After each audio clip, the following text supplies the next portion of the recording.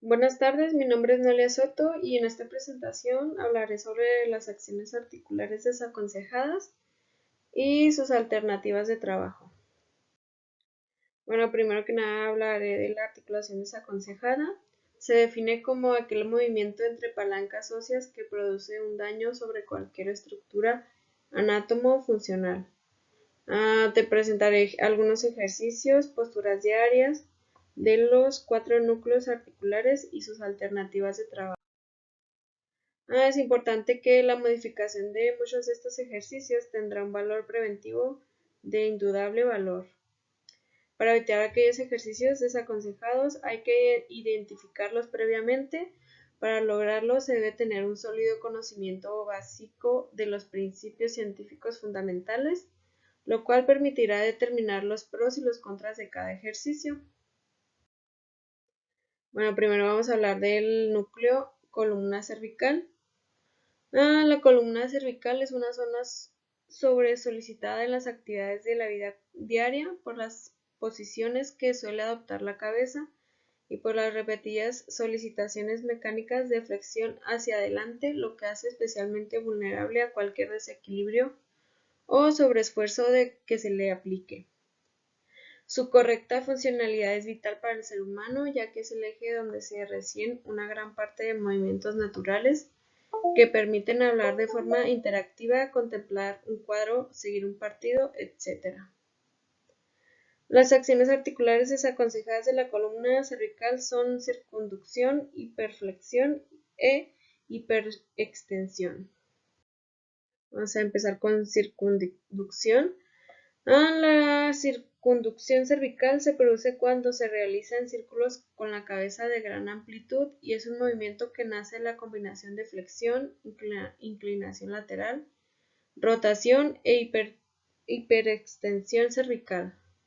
Un ejemplo de los movimientos de descarga cervical realizados en el trabajo diario, llegando a la extensión máxima del cuello. Pues aquí vemos una imagen de la posición incorrecta y la posición correcta. O sea que no debemos de hacer esos movimientos bruscos en el cuello. Y aquí está la posición correcta, que es pues recto sin dar alguna rotación extrema. Hiperflexión. Para que exista hiperflexión hay que forzar la posición flexionada del cuello hasta la máxima excursión articular posible, ya que por el propio peso corporal o por la acción externa de compañeros. Ejemplo de un ejercicio cotidiano para relajar piernas donde se produce hiperflexión de cervicales es el arado. Cuanto más atrás se coloquen las piernas, mayor estrés se localiza sobre las estructuras cervicales. Pues aquí al realizar este ejercicio de piernas hacia atrás, pues todo el peso reside en el cuello, en las cervicales, y pues eso afecta a la larga. Y aquí vemos la posición incorrecta y la posición correcta. Hiperextensión. La hiperextensión se produce cuando se inclina la cabeza hacia atrás y se sobrepasa la posición erecta. Se puede producir hipersifosis en acciones cotidianas como beber un vaso de agua. Aquí vemos la posición incorrecta. Aquí se está realizando una hiperextensión de las cervicales.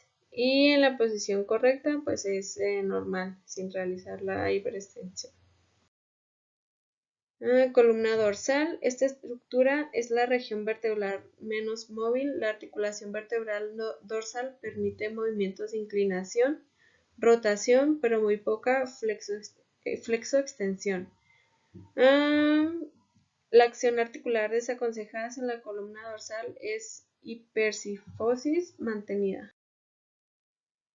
Aquí vemos la hipersifosis. Es el aumento de la angulación de la curvatura dorsal de convexidad posterior o concavidad anterior, cuyo peligro, aunque siempre presente, se magnifica cuando es mantenida en el tiempo. Un ejemplo es por la posición frente al ordenador o computadora. En posición incorrecta, aquí se ve una hipersifosis de la columna dorsal y posición correcta, pues es recto, ¿no? Sin hacer ningún movimiento brusco. Columna lumbar. De las 3 regiones vertebrales, la columna lumbar se encuentra sometida a los mayores niveles de solicitación, ya que en la postura erguida, el centro de gravedad de la parte superior del cuerpo es anterior a la articulación, y este punto ha de soportar todo el peso del tronco, brazos y cabeza. Las acciones articulares desaconsejadas en la columna lumbar son hiperextensión, hiperflexión y flexión máxima. La hiperextensión lumbar es la extensión de la articulación más allá del punto final del rango de movimiento que sobrepasa la posición neutral. Un ejemplo es leer acostado, tomar la cama, posición incorrecta. Aquí vemos una hiperextensión de la columna lumbar. Y posición correcta, pues está recta la columna. Aquí vemos otro ejemplo de ejercicio de hiperextensión, el famoso puente. En los efectos nocivos es excesiva compresión de discos invertebrales y vértebras lumbares, que genera una degeneración, fuerza del ligamento vertebral común anterior, pinzamiento de fibras nerviosas, lesiones raquídeas por contacto de las apófisis espinosas entre sí, etc. Aquí vemos algunas alternativas: ejercicio de elevación de pelvis y desde cuadrúpeda elevar piernas alternativamente hasta la horizontal. Ahora nos pasamos a hombros. Se trata de una de las diferentes articulaciones que componen la cintura escapular. Se le denomina en la literatura como articulación glenohumeral, si bien se puede denominar escápula humeral, y desde una perspectiva más coloquial, articulación del hombro. Vemos aquí unas acciones desaconsejadas articulares: abducción más rotación. Un ejemplo es la opción de posiciones incorrectas durante el sueño. Este se origina en la fosa supraespinosa del omóplato y desde ahí va a fijarse en la punta del troquier, prácticamente de forma lineal al eje transversal de la articulación escápulo-humeral. La suspensión. Otra de las articulaciones por la articulación escápulo-humeral es el movimiento en suspensión con carga. La secuencia apropiada al realizar un levantamiento es acercar el peso del cuerpo mientras inclina la pelvis para recobrar después de forma gradual la lordosis fisiológica sobre la pelvis. Un ejemplo es la rotación forzada de hombros en movimientos como movilización de grandes pesos en el hogar. Nos pasamos a la rodilla. Es una de las articulaciones sobre las cuales recaen más problemas cuando se trata de ejercicios desaconsejados, porque es una articulación importante en tamaño y muy compleja. Hay que tener especial cuidado tanto en las actividades de la vida cotidiana como en la práctica de algún ejercicio, ya que su integridad determina en gran medida la autonomía en muchas actividades de la vida diaria. Tenemos la hiperextensión de rodilla. Cuando se extiende la rodilla y el centro de gravedad se desplaza por delante del eje del giro de la articulación, se produce un movimiento de hiperextensión de unos 5 a 10 grados, que depende de elementos capsuloligamentarios y musculares accesorios. Aquí vemos algunos ejemplos de hiperextensión de rodilla, donde la rodilla pues no está flexionada. La alternativa sería realizar ejercicios en los del centro de gravedad al pasar por delante de la articulación de las rodillas. Estas previamente adopten una pequeña flexión que evite los efectos asociados a esta acción articular desaconsejada. Pues aquí se ve el ejemplo de que está la rodilla normal y aquí en flexión. Eso evita una hiperextensión. Hiperflexión de rodilla. Se considera que existe una hiperflexión cuando la rodilla se flexiona a 120 grados o más. También se define como un ángulo entre el muslo y pierna inferior a los 90 grados. Ya que superan estos grados se considera de alto riesgo. Una alternativa planteada es evitar las flexiones de rodilla con ángulos mayores a 90 grados. Para ello, pues puedes realizar saltos de intensidad baja. Aquí vemos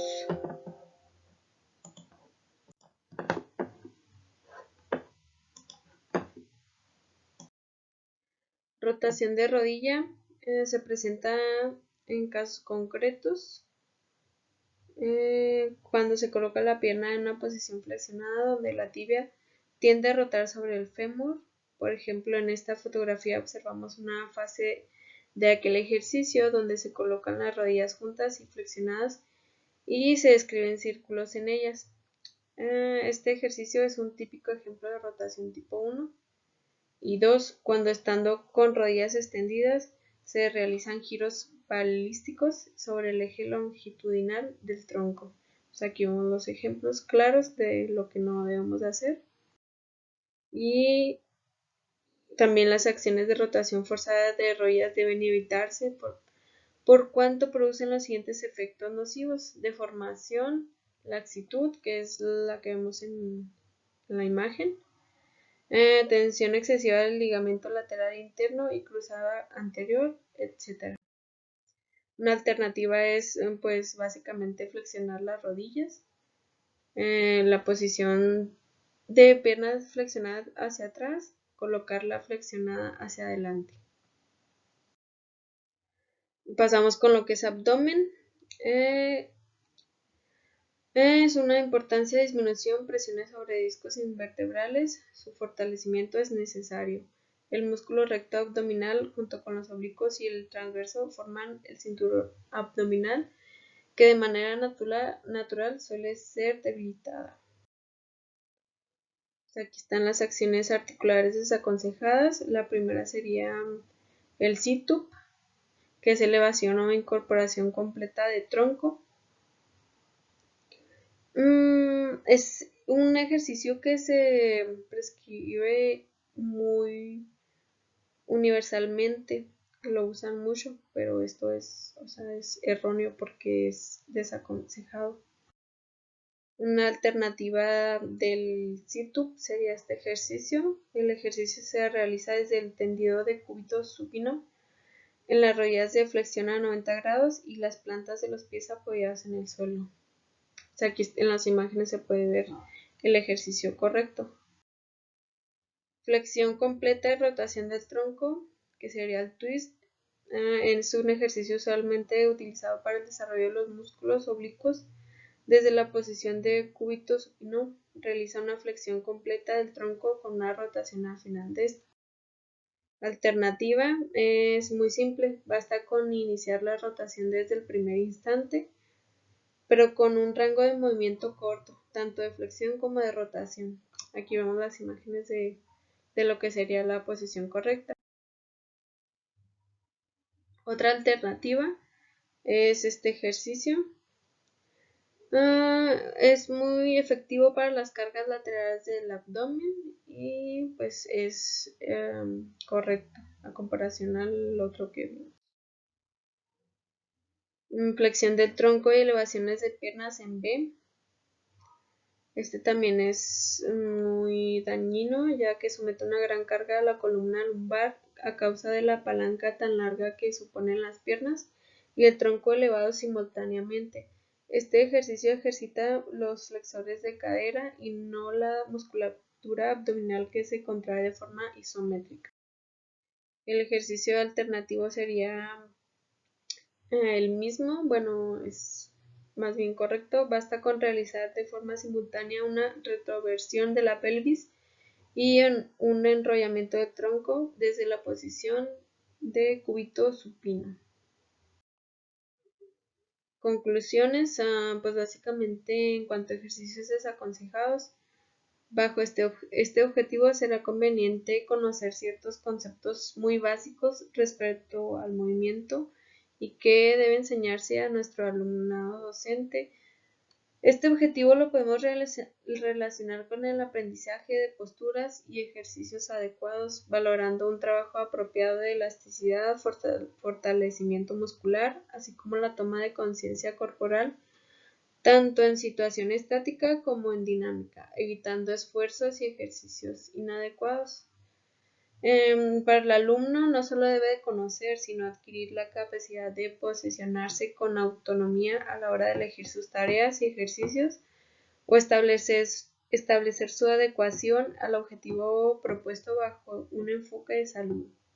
Pues es muy importante conocer las acciones articulares desaconsejadas, porque esto nos ayudará a prevenir lesiones que pueden dañar nuestra salud a la larga.